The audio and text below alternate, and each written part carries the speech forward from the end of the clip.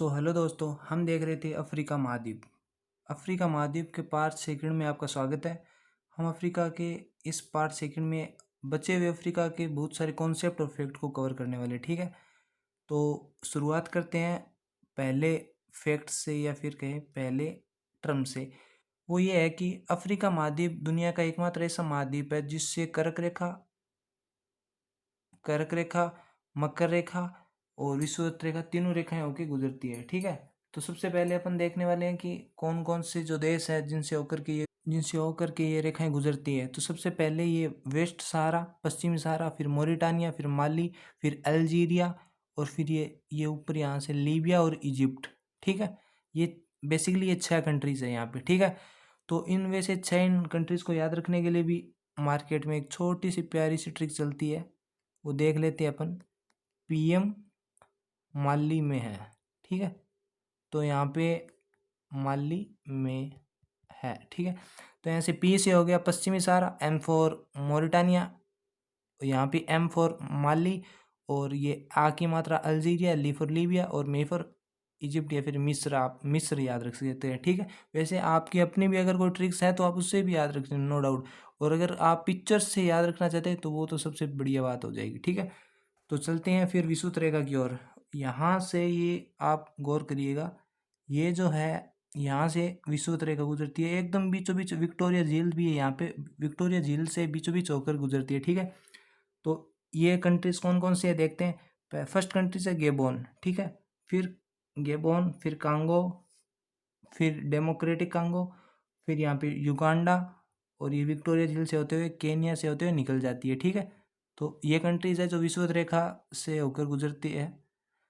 अब आगे चलते हैं हम कौन सी रेखा पे, तो मकर रेखा पे, ठीक है। तो यहाँ पे हम देखते हैं कि किन किन कंट्रीज से मकर रेखा होकर गुजरती है। ये थोड़ी सी ये यहाँ से, ठीक है। तो ये 4 कंट्रीज है वैसे यहाँ पे। ये है नामीबिया, बोत्सवाना, साउथ अफ्रीका और माली। तो ये चारों कंट्रीज को आपको याद रखना है, क्योंकि यू और हाँ, इन सारी कंट्रीज को आपको सीक्वेंस में याद रखना है, क्योंकि यू या कोई भी एग्ज़ाम हो उसमें अब पुराने वाले क्वेश्चन तो आएंगे नहीं भाई, रिपीटेड क्वेश्चन कितने ही आएंगे। अब नए क्वेश्चन बनेंगे तो उसमें आपसे पूछा जाएगा कि आप वेस्ट टू ईस्ट बताइए या फिर ईस्ट टू वेस्ट बताइए, ठीक है। तो आपको सीक्वेंस में याद रखना है। तो ये हो गई हमारे कर्क रेखा, मकर रेखा, विषुवत रेखा। अब आगे बढ़ते हैं, इसके आगे बढ़ते हैं अपन अफ्रीका महाद्वीप में ही। ये थोड़ा सा अफ्रीका महाद्वीप में कुछ भौतिक विभाजन और देख लेते हैं, ठीक है। अफ्रीका की कुछ इंपॉर्टेंट नदियां देखते हैं, ठीक है। तो यहाँ पे हम देखने वाले हैं अफ्रीका की इंपॉर्टेंट नदियाँ। तो सबसे पहले अपन बात करेंगे नील नदी की, जो कि विश्व की सबसे लंबी नदी है, ठीक है ना, सबसे लंबी नदी।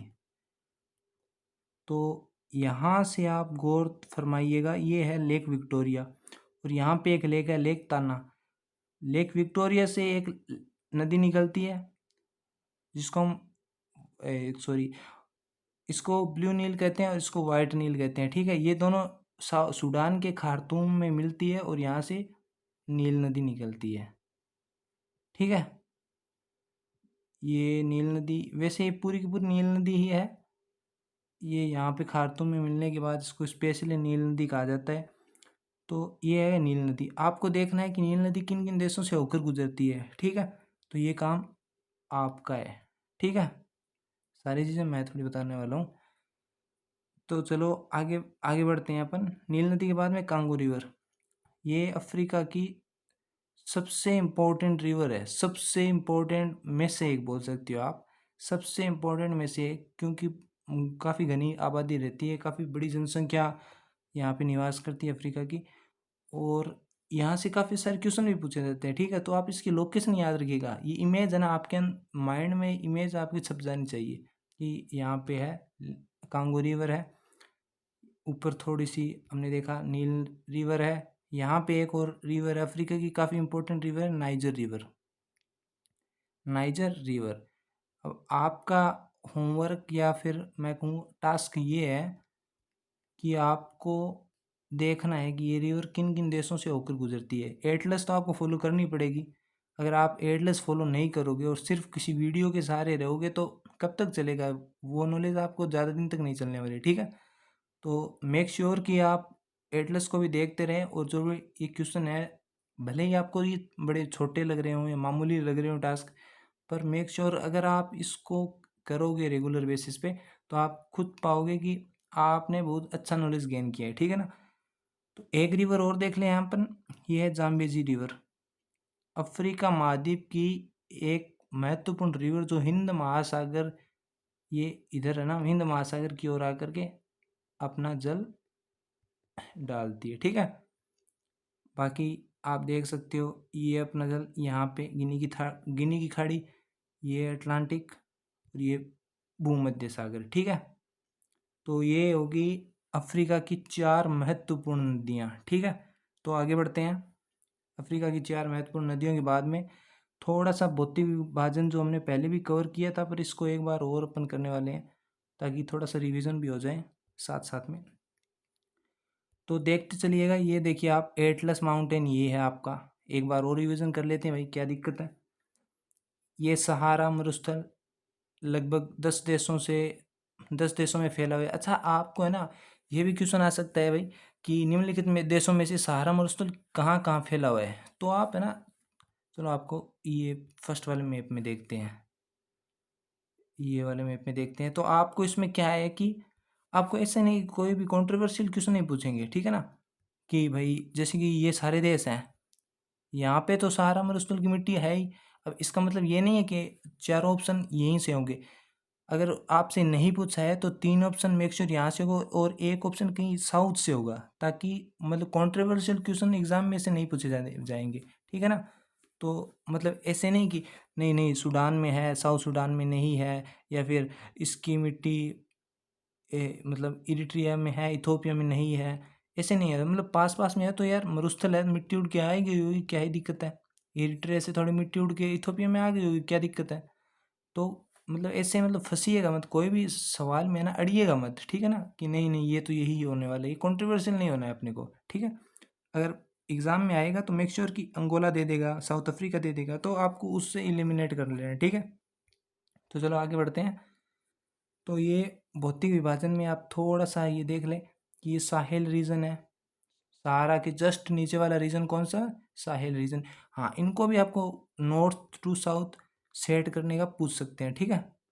सबसे पहले एटलस, फिर सहारा, फिर साहेल, फिर ये ट्रॉपिकल फॉरेस्ट बेसिन कौन सा, कांगो वाला, फिर ये सवाना, यहाँ ये सवाना, ये भी काफ़ी इंपॉर्टेंट है, ठीक है ना, सवाना। फिर नीचे कालाहारी, ये आपको आराम से छप जानी चाहिए तस्वीर, वरना क्या है एग्ज़ाम में कई बार अपन ट्रबल कर जाते हैं, ठीक है। ये रिवीजन करते रहेंगे तभी सेट होने वाला है, ठीक है। तो आगे बढ़ते हैं। अफ्रीका महाद्वीप का ही एक और इंटरेस्टिंग पार्ट, जिसमें ये बताया कि ये मतलब फॉरेस्ट के बारे में बताया हुआ है, ठीक है। तो ये वाले है एकदम घने वर्षा वाले क्षेत्र, ठीक है। ये वैसे अपने पहले भी कवर किया है, कांगो बेसिन का प्रभाव है, कांगो रिवर है यहाँ पे, कांगो रिवर उसका प्रभाव है, और यहाँ पे थोड़ा सा ये सॉरी हाँ नाइजर रिवर का प्रभाव है, ठीक है। और ये है तो ये नील नदी के प्रभाव है। भाई नदियों के किनारे तो शहर बसेंगी, और नदियों के किनारे ये काफ़ी अच्छी आबादी में वन भी पाए जाएंगे। यहाँ पे जाम्बेजी रिवर है, इसलिए ये है, ठीक है। तो आगे बढ़ते हैं। और एक अफ्रीका महाद्वीप का एक वो पार्ट जो सबसे हार्ड, मतलब मेरे मानने में सबसे हार्ड है, और एग्जामिनर बहुत फ्रीक्वेंटली यहाँ से क्वेश्चन पूछ रहे हैं। मैं आपको क्वेश्चन भी बताऊंगा एंड में, अभी हाल ही में आए हुए एग्ज़ाम में यहाँ से क्वेश्चन पूछेंगे। तो ये जो देश हैं, आपको ये थोड़ा सा हॉरिजॉन्टल हो गए, बट आप देखिएगा, ये वाली जो कंट्रीज़ हैं, आपको इनको एकदम रट लेना है, ठीक है ना। और जो भी न्यूज़ आएगी वो मैं आपको आने वाले टाइम में इनमें ऐड करके बता दूंगा, ठीक है। तो एक बार आप मेक श्योर कि इन सारी कंट्रीज़ को आराम से देख लीजिएगा। ये सेनेगल, बिस बिस्पाऊ गिनी, सीरा लियोन, लाइबेरिया, कोटे डियाइवर, घाना, टोंगो, बेनिन, बुर्किना फासो, ये सारी ये वाली कंट्रीज़ का कह रहा हूँ मैं, आराम से देख लीजिएगा। और इनसे इम्पोर्टेंट अगर कोई चीज़ है ना, तो आपको उसको मेक श्योर कि रट लेना है, ठीक है। आगे आने वाले टाइम में मैं आपको क्वेश्चन भी बताऊंगा, काफ़ी इंपॉर्टेंट क्वेश्चन आए हुए हैं, वो भी मतलब स्टेट पीसीएस जैसे एग्ज़ाम में या यूपीएससी जैसे एग्ज़ाम में, ठीक है। तो ये काफ़ी इंपॉर्टेंट नक्शा है, तो आप वीडियो को अगर हो सके, अगर याद ना हो तो दोबारा भी देख सकते हो, ठीक है। तो चलो आगे बढ़ते हैं। और चलो ये भाई एक क्वेश्चन ही आ गए हैं कि निम्नलिखित में से कौन से देश विश्व के 2 सबसे बड़े कोको उत्पादक के रूप में है। अच्छा, कोको उत्पादक के रूप में कौन सा है, ये वैसे मैंने इस वीडियो में तो नहीं बताया है, बट अफ्रीका के खनिजों में ये पार्ट आता है, ठीक है। तो आप आराम से देख सकते हो कि उसका उत्तर मैं आपको पहले बताना चाहूँगा। इसका उत्तर ये है कि कोटे डी आइवर और गाना। अब अभी अभी मैंने आपको क्या कहा था कि ये जो पार्ट है ये काफ़ी इम्पोर्टेंट है, और ये क्वेश्चन इसी से आया हुआ है। ये बात काफ़ी फेमस भी है, और कोटे डी आइवर और घाना दोनों के दोनों देश कोको उत्पादक के लिए दुनिया भर में प्रसिद्ध है। कोको मतलब कॉफ़ी, कॉफ़ी जो होता है ना वो, तो ये पूरी दुनिया में प्रसिद्ध है, ठीक है ना। तो वैसे ही मतलब अगर आपको इन देशों के बारे में कोई फैक्ट और मिले, अब ये तो मैं भी पहले बताने वाला था, पर मैंने सोचा एग्ज़ाम में क्वेश्चन आया हुआ है तो उसके साथ बता दूंगा। अदरवाइज अब अगर आपको अलग से न्यूज़ में कोई ऐसी चीज़ आ रही है तो आपको उसको भी ध्यान में रखना है, ठीक है, ताकि आने वाले मेक श्योर की एग्ज़ाम में आप उसको सही अच्छे से कर पाए, ठीक है। तो आगे बढ़ते हैं, एक और क्वेश्चन है भाई। अच्छा, इस क्वेश्चन को आपको अच्छे से पढ़ना है पहले, एकदम अच्छे से, ठीक है। तो शुरू करते हैं पहले क्वेश्चन को कि निम्नलिखित क्षेत्रों में से एक में विश्व की सबसे बड़ी उष्णकटिबंधीय पीठभूमि है, ठीक है, जो जीवाश्म ईंधन से होने वाले लगभग 3 वर्षों के वैश्विक कार्बन उत्सर्जन को धारण करता है और जिसके संभाव्य विनाश से वैश्विक जलवायु पर प्रतिकूल प्रभाव पड़ सकता है। निम्नलिखित में से वो क्षेत्र कौन सा है। तो ये आपके ऑप्शन है, ये बेसिकली 4 बेसिन है, और इन 4 बेसिन में से एक इसका आंसर होने वाला है, ठीक है। तो इसका आंसर वही है जो मैं आपको वीडियो में पहले भी बता चुका हूँ। इन चारों में से मैंने सबसे ज़्यादा जिक्र इस वीडियो में किसका किया है, आप खुद ही बताइए, ये आपके लिए क्वेश्चन है, और इसका आंसर वही है। अब मैं नहीं बताने वाला हूँ, क्योंकि अगर आपने थोड़ा सा अच्छे से वीडियो देखा है तो आपको पता चल ही गया होगा कि कौन सा है, अर्थात कांगो बेसिन है। Congo basin. अच्छा, ये क्वेश्चन कौन से एग्ज़ाम का है, तो ये है यूपीएससी पीटी 2024 का, एकदम लेटेस्ट क्वेश्चन है, एकदम लेटेस्ट। तो आप अफ्रीका महाद्वीप का महत्व तो समझ ही गए होंगे, 2 क्वेश्चन अपने पार्ट फर्स्ट में किए थे, 2 इसमें कर लिए। आप देखो मतलब सिर्फ अफ्रीका महाद्वीप से अपने 4 क्वेश्चन कर लिए हैं यूपीएससी के, तो काफ़ी इम्पोर्टेंट है। और जो भी न्यूज़ आ रही है ना, न्यूज़ मेक श्योर कि न्यूज़ पे पकड़ बना के रखनी है, ठीक है ना, मैपिंग में। और जो भी इम्पोर्टेंट मैपिंग की न्यूज़ होंगी वो थोड़े टाइम बाद मैं और कवर करवा दूंगा, ठीक है। तो आगे बढ़ते हैं, थोड़ा सा और रिवीजन कर लेते हैं। अफ्रीका महाद्वीप, तो ये तो भैया रिवीजन ही है, आगे रिवीजन सीट है।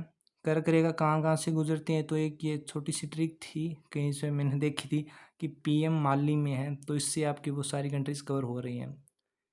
विषुवत रेखा वाली को इमेज ही अच्छी रहेगी, कोई ट्रिक विक मत बनाइएगा। और मकर रेखा वाली, यार ये भी है ना, ट्रिक की अच्छी रहेगी, क्योंकि 4 तो कंट्री है। अगर नॉर्मल आप इमेज देखोगे ना, सबसे ज़्यादा होता है कि आप इमेज याद रख पा रहे हो क्या।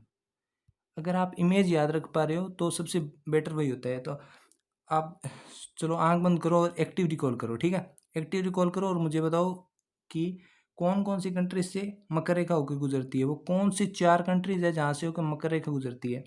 तो याद करने की कोशिश करो। सबसे पहली कंट्री वो है जहाँ से अभी इंडिया ने चीते मंगाए थे। कहाँ से आए थे बताइए चीते, तो नामीबिया, फिर बोत्सवाना, फिर साउथ अफ्रीका, और फिर मोजाम्बिक, ठीक है।